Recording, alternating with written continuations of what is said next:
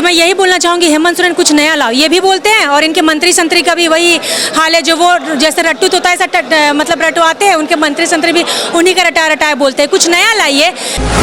कोई सोच क्रिएट नहीं किया ना राज्य के लिए कभी सोचा है, वो एकदम बड़ा कॉमन, वो वोट वोट वोट को जोड़ते हैं, वोट समाज किसको कैसे कनेक्ट किया इक्वल टू रिजल्ट, और रिजल्ट मतलब राजा, उनका ये चलता है, उनका ये परिस्थिति से बाहर आइए। मुख्यमंत्री रहे और चंपैदा मुख्यमंत्री रहे, कहने का मतलब क्या है कि वो मुख्यमंत्री में ताकत और क्षमता नहीं था, इसलिए मेरा काम आगे नहीं बढ़ा, या उन्होंने आपके बढ़ाए हुए कामों को आगे नहीं बढ़ाया। आप उंगली उठा रहे हैं अपने 5 साल के मंत्रिमंडल पर, ये खुद उंगली उठा रहे हैं। खासकर झारखंड के बारे में पूरे राष्ट्रीय स्तर पर अगर कोई जाकर के दिल्ली में बात करें तो बोलता आप किस राज्य से आते हो भाई, आप उसी राज्य से आते हो जहाँ का मुख्यमंत्री जेल में है, या उस राज्य से आते हो जहाँ एक बार चुनाव होता है 4 बार बदलते रहता है मुख्यमंत्री। माने यहाँ का स्थिति ये है। कल दिन के लिए अगर मेरे बेरोजगारी को देखते हुए अगर थोड़ा भत्ता भी आपने अगर दे दिया, ये होना ना होना अलग भी है, तो वो भी मेरे जीने का सहारा होगा केवल। अब बताओ मैं 25 साल 30 साल में सरकारी जीने का सहारा लेके मैं क्या करूंगा? मैं एग्जाम लिखूंगा, फॉर्म भरूंगा, मैं कहीं भी चला जाऊं, एक नौकरी कहां है कहां, बता दो कहां और किस नौकरी को भरेंगे? आज के दिन में एक 40 50 100 का कहीं पर पोस्ट अगर क्रिएट हो रहा है, पता है एक चपरासी के लिए एमबीए का लड़का अप्लाई कर रहा है, एक चपरासी की नौकरी के लिए एमबीए का लड़का, अच्छे इंस्टीट्यूशन से पास किया हुआ लड़का अप्लाई कर रहा है। बताओ क्या हो गया मापदंड? जिसका मापदंड 8 पास होना चाहिए वहां एमबीए के लड़के, और एक नहीं वहां 100 आवेदन पड़ रहे हैं, 100 आवेदन पड़ रहे हैं, चूंकि उसके लिए आज जीने खाने का कोई आधार मिल जाए। उनसे अगर आप पूछेंगे ये क्यों कर रहे हैं, तो बोलेगा क्या करें, यही मिल जाए तो बहुत। इसका कौन करेगा? कौन खड़ा होकर? लोग कोई विषय पर उंगली उठाते हैं, ये खराब है, ऐसा होना चाहिए, तो कैसा होना चाहिए बोलने वाला आपको कोई नहीं नजर आएगा।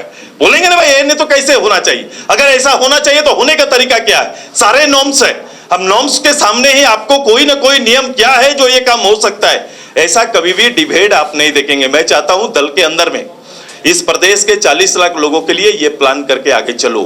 स्वदेश मातो जिंदाबाद, स्वदेश मातो जिंदाबाद, युवा आसू जिंदाबाद। खबर पर आगे बढ़े दर्शकों से एक विनम्र अपील, लेटेस्ट अपडेट के लिए हमारे फेसबुक पेज को फॉलो और लाइक जरूर करें, तो वहीं विस्तृत खबरों के लिए हमारे यूट्यूब चैनल को सब्सक्राइब जरूर करें। तो आइए, लगातार बात हो रही है युवाओं की, और कहते हैं कि देश का भविष्य युवा है, और आज भारी संख्या में यूं कहें तो आंसू का दामन थामा युवाओं ने, और युवाओं से ही हम 2 शब्द जानते हैं कि आज इस कार्यालय में, आंसू के महानगर कार्यालय में भारी संख्या में युवा आज आंसू का दामन थामे। आप देख सकते हैं, चूँकि अभी कम से कम लगभग मेरे ख्याल से सैकड़ों की संख्या में युवा ने आज आंसू का दामन थामा है। कहीं ना कहीं उसमें जो वर्तमान की सरकार है उसकी बहुत विफलता रही है। जो उन्होंने वादे किए थे आज से चुनाव जीतने से पहले मैनिफेस्टो में जो जारी किया था कि सबसे पहले तो युवाओं को बेरोजगारी भत्ता देंगे, वो आज 5 साल हो गया, लेकिन हमारे मतलब जो अभी मुख्यमंत्री साहब, आप कहीं भी लिस्ट निकाल कर देख लीजिए, झारखंड के कोई भी जिला में, कोई भी प्रखंड में अभी तक उन्होंने किसी भी स्टूडेंट को, किसी भी युवा को बेरोजगारी भत्ता अगर दिया होगा तो बेरोजगारी भत्ता नहीं देने के कारण युवा की जो मांगे थी, जो उन्होंने युवा को वादा किया था कि उनके यूजी से लेकर पीजी तक की पढ़ाई भी मुफ्त कराई जाएंगी, उनके फीस नहीं लगेंगे, बेरोजगारी भत्ता भी देंगे, ना उन्होंने बेरोजगारी भत्ता दिया, ना केजी से लेकर पीजी तक की पढ़ाई का उन्होंने पैसा दिया। तो वही युवा तंग आकर कितना मतलब युवा ठगते रहेगा, खुद को ठगा हुआ महसूस करेगा। इसलिए यहाँ सैकड़ों की संख्या में युवाओं ने, सिर्फ रांची जिला की मैं बता रही हूँ, अभी तो विभिन्न जिलों का हम लोग सम्मेलन करेंगे, उनका भी हुआ नहीं, राज्य सम्मेलन भी होना बाकी है। तो जो रांची के जिला है वो जब खुद को ठगा हुआ महसूस कर रहे हैं, तब उन्होंने ये सब देखते हुए, आज वो सब जानते हुए, देखते हुए आज आंसू का दामन थामा है। मतलब यूं कहें तो युवाओं का एक तरह से आस दिख रहा है आंसू की तरफ। दिख रहा है। जो आप देख सकते हैं कि युवाओं का झुकाव है, युवा आत्सू जो है, इसलिए युवा आत्सू का गठन किया गया है। क्योंकि बहुत सारे क्या होता है ना, सिर्फ स्टूडेंट तक ही हम छात्र संघ में रह सकते हैं, लेकिन जब ग्रेजुएशन पीजी पास करते हैं उसके बाद लड़के छात्र संघ में नहीं रहना चाहते। इसलिए आत्सू ने, सभी पार्टियों का अपना युवा मोर्चा, इसलिए आत्सू ने युवा संगठन को गठन किया है और सैकड़ों की संख्या में आज युवाओं का यहाँ पे जमावड़ा हुआ है। बहुत खुशी से सब आत्सू को ज्वाइन कर रहे हैं और एक हम लोग का ताकत पावरफुल बनेगा कि हम लोग सरकार को बदलने का काम करें। जो उन्होंने वादा किया था उन्होंने पूरा किया नहीं, लेकिन हम आत्सू की सरकार अगर आती है तो इससे भी बड़े अपने मैनिफेस्टो में बहुत बड़े उपलब्धियां जारी करके विभिन्न कामों को हम लोग पूरा करने का काम करेंगे। मैनिफेस्टो की बात की यदि तो एक बुक दिखा रहे थे नेता प्रतिपक्ष, और लास्ट में मुख्यमंत्री हेमंत सोरेन उठते हैं सदन में और कहते हैं कि आपके ये घोषणा पत्र मेरा ही और मुझे दिखा रहे हो आप, तो उसका जवाब ये है, एक पन्ना लड़ाते नजर आए, 2-3 पन्ना। तो मैं यही बोलना चाहूँगी हेमंत सोरेन कुछ नया लाओ, ये भी बोलते हैं और इनके मंत्री संतरी का भी वही हाल है, जो वो जैसे रट्टू तोता ऐसा मतलब रटवाते हैं, उनके मंत्री संतरी भी उन्हीं का रटाया बोलते हैं। कुछ नया लाइए, भीड़ चाल में चलने का कोशिश मत कीजिए। अगर आप बनते हैं, आप जेल से निकल के आते हैं, इनका क्या है ना, सिर्फ सिंपत्ति गेन करना, वैसे उनका पूरा फैमिली का वही हाल है। तो मैं यही बोलना चाहूँगी कि आप सिर्फ जो वादे करते हैं वादे ना करें, कृपया अपने वादों को काम करने की कोशिश करें। अगर वही करते तो आज युवा हमारे आजसू ज्वाइन नहीं करते इतने सारे। मैं ज्योत्सना क्रिकेटा, आजसू युवा मोर्चा रांची जिला सचिव। तो मैं रिपीट नहीं करता किसी चीजों को, ये कोई क्रिएट किया हुआ विषय को उठा के केवल परोसने का काम मैं नहीं करता। कोई गहराई से देखना, समझना, बातों को ध्यान देना, तो आपको लगेगा बिल्कुल हर बार कोई नया चीज आपको सामने मिलेगा और उस बीच का शोध हम निकालते हैं, रास्ता निकालते हैं। मैं हमेशा समाधान पक्षधारी हूं। मैं हर चीज का जो जितना प्रश्न खड़ा हो सकता है, हर किसी का समाधान निकालना है, ये मेरी लीडरशिप है और मैं उसका रास्ता निकालता हूं। आज जो समस्या है, ये समस्या खत्म होगा, ये समस्या नहीं रहेगा। मैं कहता हूं एज ए लीडर मेरी जवाबदेही है और इस जवाबदेही को मैं समझता हूं और मैं कर पाऊंगा। ये मेरा है ताकत, ये मेरी क्षमता है। और ये जिसके पास संसाधन है सब कर सकता है, लेकिन नहीं कर पा रहे। क्यों नहीं कर पाते? नहीं कर पाते हैं क्योंकि उसमें जज्बा नहीं है, उसमें सोच नहीं है, उसमें कोई राज्यव्यापी कोई सोच क्रिएट नहीं किया, ना राज्य के लिए कभी सोचा है। वो एकदम बड़ा कॉमन, वो वोट को जोड़ते हैं। वोट समाज किसको कैसे कनेक्ट किया, इक्वल टू रिजल्ट, और रिजल्ट मतलब राजा। उनका ये चलता है, उनका ये परिस्थिति से बाहर आइए, विषय के साथ चलेंगे, सब्जेक्ट को तैयार करिए, सब्जेक्ट हम लोग लाएंगे, सब्जेक्ट को पूरा करेंगे, सब्जेक्ट के प्लान भी हमारे पास होना चाहिए। और मैं आप सभी से आग्रह करूंगा, थोड़ा क्रिएटिव, थोड़ा आप रचनात्मक रूप से आप लोगों को आना पड़ेगा। ये इसी में से कोई अच्छू को रन करेगा, ये भी तैयारी है। ये एक यूनिवर्सिटी की तरह काम करता है। इस विद्यालय से पढ़े हुए लोग ही जाके कहीं अलग अलग जगह का नेतृत्व करते हैं। यही तैयारी करिए आप भी कि एक लीडरशिप डेवलपमेंट प्लान भी हमारे अंदर में है और हमारे बीच के ही लीडर तैयार होंगे। और ये जो लीडर तैयार होंगे, ये सब्जेक्ट से निपुण होंगे, और ये सब्जेक्ट से जो निपुण होगा वो राज्य में भविष्य में जाके कोई गलती नहीं करेगा। ये तैयारी भी हमारी होगी। ऐसा में कहें तो पॉलिटिकल नर्सरी में जो लोग नया पौधा तैयार होता है, एक तरफ से घर की जवाबदेही और जिम्मेवारी रहती है। लोग सोचते हैं कि बच्चों को पढ़ा दिए, मेरा बेटा अब घर संभालेगा, नौकरी पाएगा, कुछ करेगा घर के लिए, तब इसका शादी भी करेंगे, एक घर वाले की चिंतन रहती है। दूसरे तरफ जब नौकरी नहीं मिलता है, दर दर भटकते हैं, तब लगता है कि हम झारखंड में हैं, झारखंड के बारे में लोगों का क्या धारणा है, और उस जवाबदेही जब निभा नहीं पाते हैं, तब आज पूरे झारखंड के युवाओं में एक तरह से आक्रोश है। ये सरकार कैसा है भाई? ये तो बोला कि हर साल 5 लाख नौकरी देंगे, नौकरी नहीं दे पाएंगे तो घर बैठे बेरोजगारी भत्ता देंगे, लेकिन ये तो दिया नहीं। जो नौकरी के लिए परीक्षा होता है तो उसका क्वेश्चन ही लीक हो जाता है, परीक्षा हुआ भी तो रिजल्ट प्रकाशन से नहीं होता है, प्रकाशन हुआ भी तो फिर कोर्ट में जाकर अटक जाता है।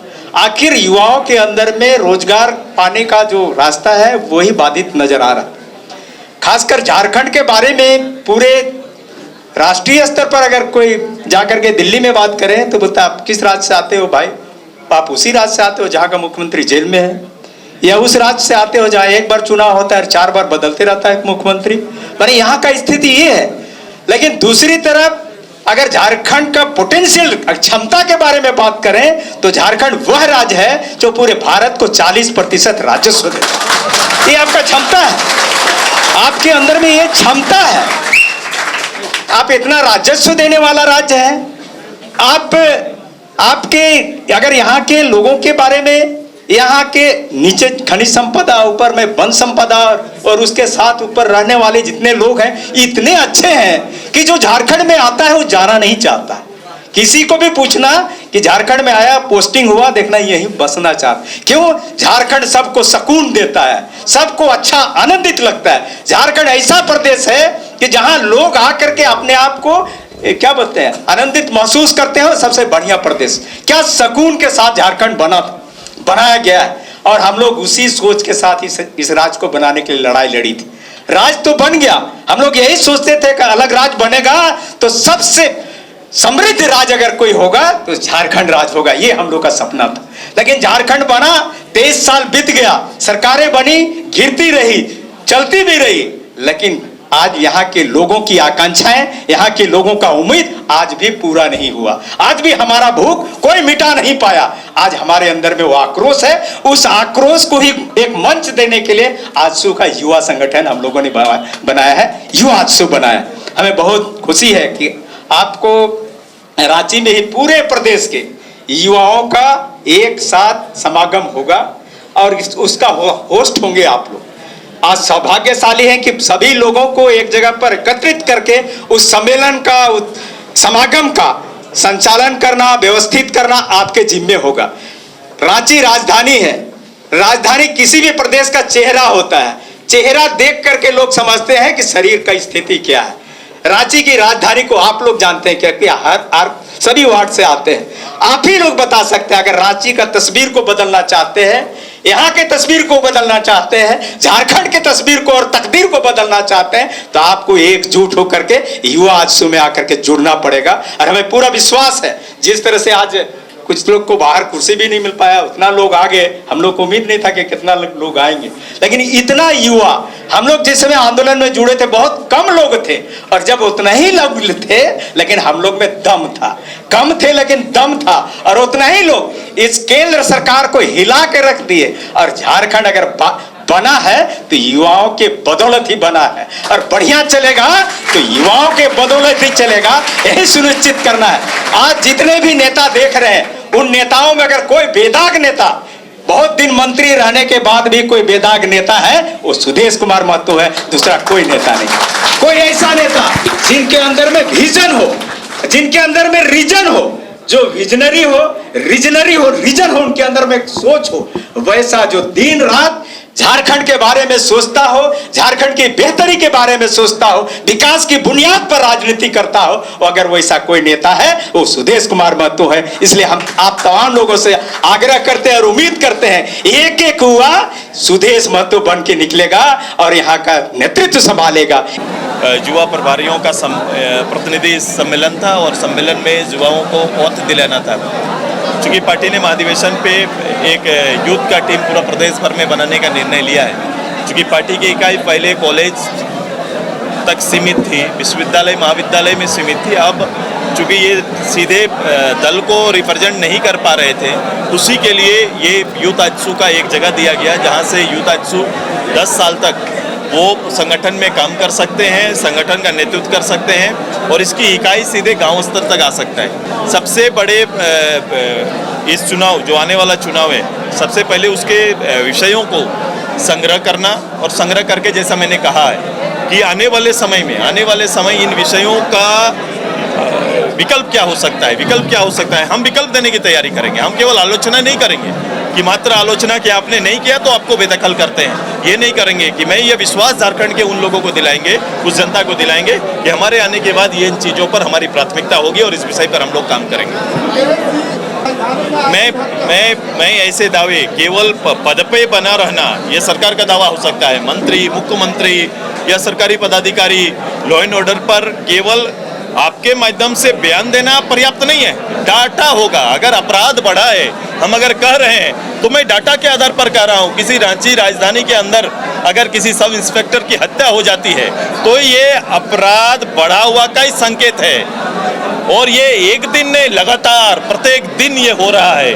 वो डाटा लेके आने बोलिए ना, उनको डाटा रखने बोलिए, हर थाना का रिकॉर्ड रखने बोलिए, तब आप पता चलेगा कि पहले और आज में क्या फर्क है, लॉ एंड ऑर्डर की स्थिति क्या है। देखो 5 महीना जेल में रहे तो 5 महीना उन्हीं का शासन रहा, ऐसा नहीं है कि उनके नहीं रहने से यहाँ शासन बदल गया। उन्हीं के मुख्यमंत्री रहे, उन्होंने ही मुख्यमंत्री बनाया, चंपैदा मुख्यमंत्री रहे, और चंपैदा मुख्यमंत्री रहे कहने का मतलब क्या है कि वो मुख्यमंत्री में ताकत और क्षमता नहीं था, इसलिए मेरा काम आगे नहीं बढ़ा, या उन्होंने आपके बढ़ाए हुए कामों को आगे नहीं बढ़ाया। आप उंगली उठा रहे हैं अपने 5 साल के मंत्रिमंडल पर, ये खुद उंगली उठा रहे हैं। दूसरा, ये जो 1.5 लाख की बात कर रहे हैं, 1.5 लाख का ही वो एक प्रिंट जारी कर दे, 1.5 लाख जो सर्विस उन्होंने दिया है प्रिंट जारी करे, उसमें सरकारी नौकरी कितना है तो आपको पता चल जाएगा। जैसे मैंने पहले भी कहा है आंकड़ा, ये 10,000 पार नहीं किया है, अभी तक ये आंकड़ा 10,000 पार नहीं किया है। वो जारी करे, श्वेत पत्र जारी करे, वो जिनको नौकरी दिए वो आज कहाँ है? जिनको हवाई जहाज से लाने की बात किए थे जिन मजदूरों को, वो मजदूर आज कहाँ है? 8.5 लाख मजदूर इस प्रदेश से बाहर हैं। जिस ट्राइब की रक्षा करने की बात करते हैं उस ट्राइब की जमीन पर आप कौन बैठा हुआ है? और इस 5 साल में सबसे ज्यादा रांची में कैसे लोग आके बैठ गए ट्राइब की जमीन पर? ये सवाल का जवाब भी उन्हें भविष्य में देना पड़ेगा। आएगा, जारी होगा। जब हम युद्ध समागम करेंगे तो मैं जिलेवार जारी करूंगा कि कहां सरकारी नौकरी इन्होंने दिया है। ये बनाना किसकी जवाबदेही थी, किसकी जिम्मेदारी थी? पॉलिसी भी तो सरकार को बनाना था, पॉलिसी के आधार पर सरकार को जाना था। अगर आप पॉलिसी बना नहीं पाते तो इतना बड़ा जवाबदेही लेने के लिए क्यों बैठे हुए? को पॉलिटिकली पार्लियामेंट, असेंबली में इन विषयों पर चर्चा होगा, दलीय भी चर्चा चल रहा है। इस सभी का मूल्यांकन करने के बाद हम लोग इस विषय पर बात रखेंगे। तो बोल चुके हैं स्पीकर साहब के लिए मैंने बोल चुका है। जितना दबाव स्पीकर साहब ने विपक्ष पर बनाया, इतना ही दबाव अगर पक्ष पे बनाते, स्पीकर के पद को हम लोग एक न्यूट्रल पोजीशन मानते हैं। जो संरक्षण जिनका रहेगा, जो प्रतिनिधि आते हैं, प्रतिनिधि पब्लिक का आवाज बनकर आते हैं। अगर पब्लिक की आवाज से कोई विषय या कोई क्वेश्चन सरकार के लिए आ रहा है तो इसका जवाब देने का भी दबाव उनको बनाना चाहिए, तब लगता है कि निष्पक्ष हो रहा है। तो आज की खबर में बस इतना ही। बने रहे SMP न्यूज के साथ, अपना ख्याल रखें, क्योंकि आपसे हम, आप है हमारी ताकत। लेटेस्ट अपडेट के लिए हमारे फेसबुक पेज को फॉलो और लाइक जरूर करें, तो वहीं विस्तृत खबरों के लिए हमारे YouTube चैनल को सब्सक्राइब जरूर करें। आप सभी का बहुत बहुत धन्यवाद।